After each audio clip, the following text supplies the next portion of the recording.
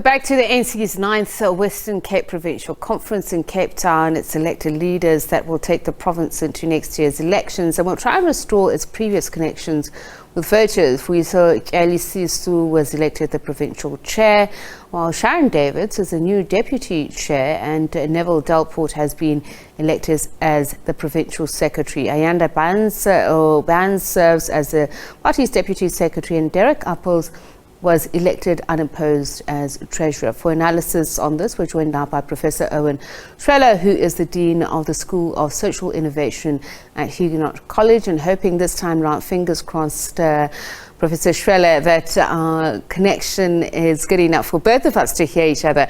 So your thoughts on this election of the new leadership and how President Cyril Ramaphosa seems to see them, that it will achieve a clear majority in the Western Cape? Yeah, let's start with the election. First thing we must say, the elected five are quite representative of the population of the province. What is interesting in the election is that the two frontrunners initially was Mr. Cameron Dugmore and then Mr. Dianti also was a contender.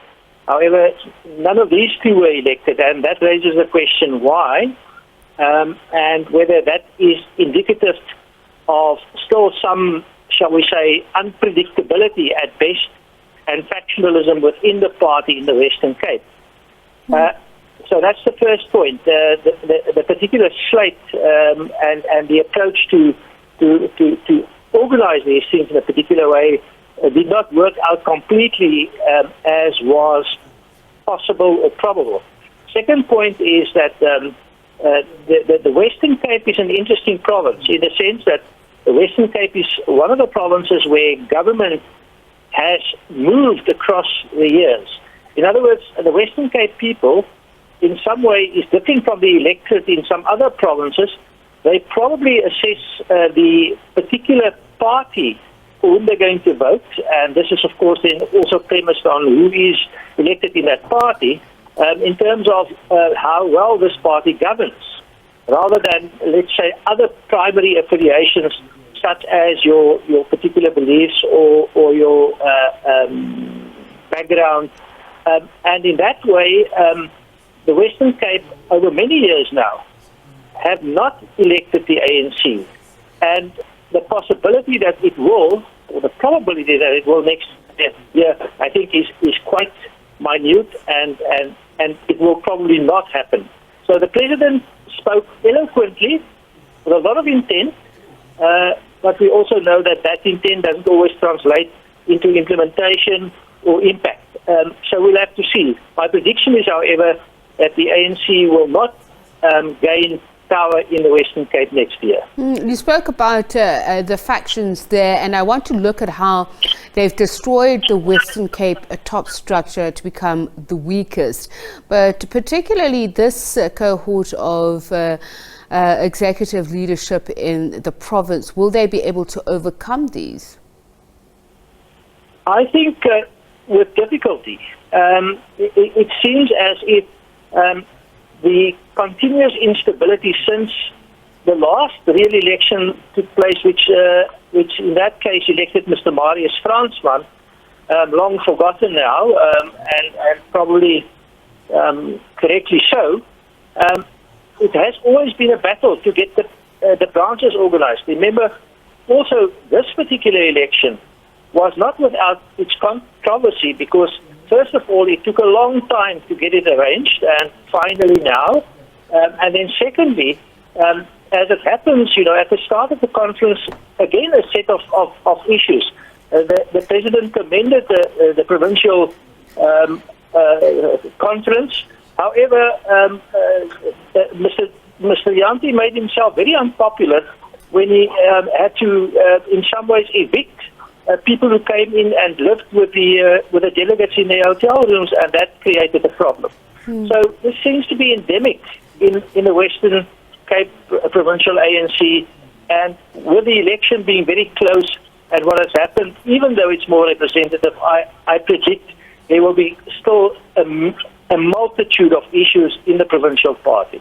And I want to look at some of those issues. The Secretary General Fikile Mbalula warning against the use of money in this particular Western Cape conference, even though the President said it was without incidents, and some are complaining about the lack of drama. But this same culture was called out at the elective Congress in December.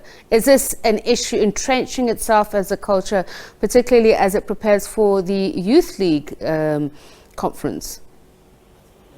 Yeah, remember also, it's not as if the Western Cape province is completely unique in this regard. We know that for many years now, both the Women's League and the Youth League have been unstable.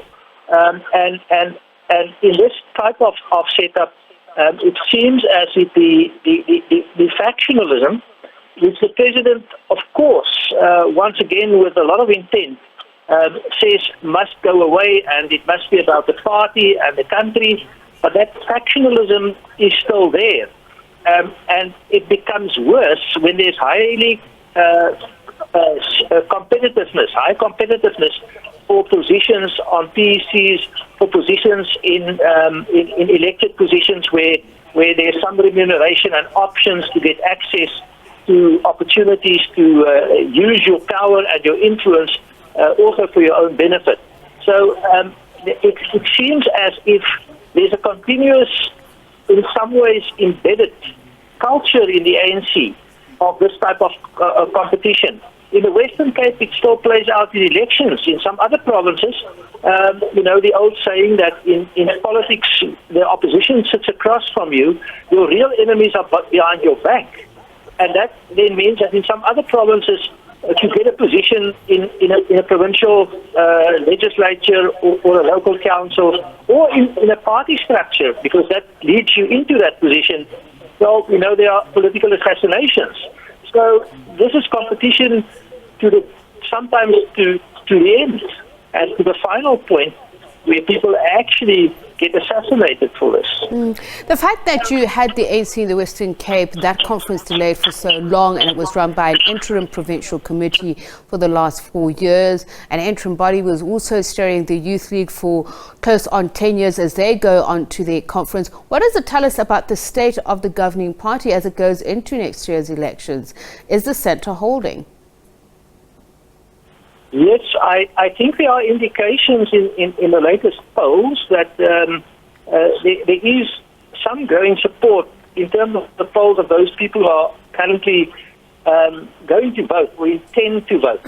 However, there's a huge issue around people who have actually lost interest in politics, and that a sizable amount of youth have lost interest in politics. That means they may not go to vote.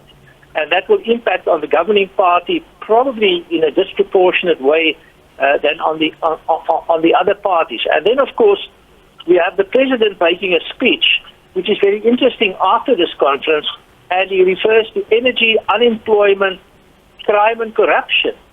And he says in all of these cases, ministers will again report on that in 6 months' time. And, of course, we know that in all of these cases, all of the positive evidence-based indicators say that Judge Zondo says nobody has been prosecuted properly and is wearing an orange uniform, and he's disappointed. Unemployment grows every time. Crime increases.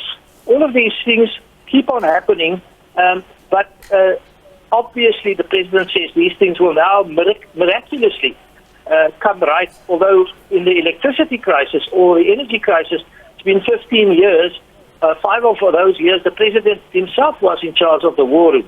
So probabilities are that service delivery and good governance will not happen, and that might have an impact nationally, but secondly also in the Western Cape province, the people who are mature voters generally vote for good governance and for accountability and for good service delivery. Well, thank you for your time and insights, Professor Erwin Schwella, on the latest leadership nominations, elections there in the Western Cape, and the state of the ANC in that province.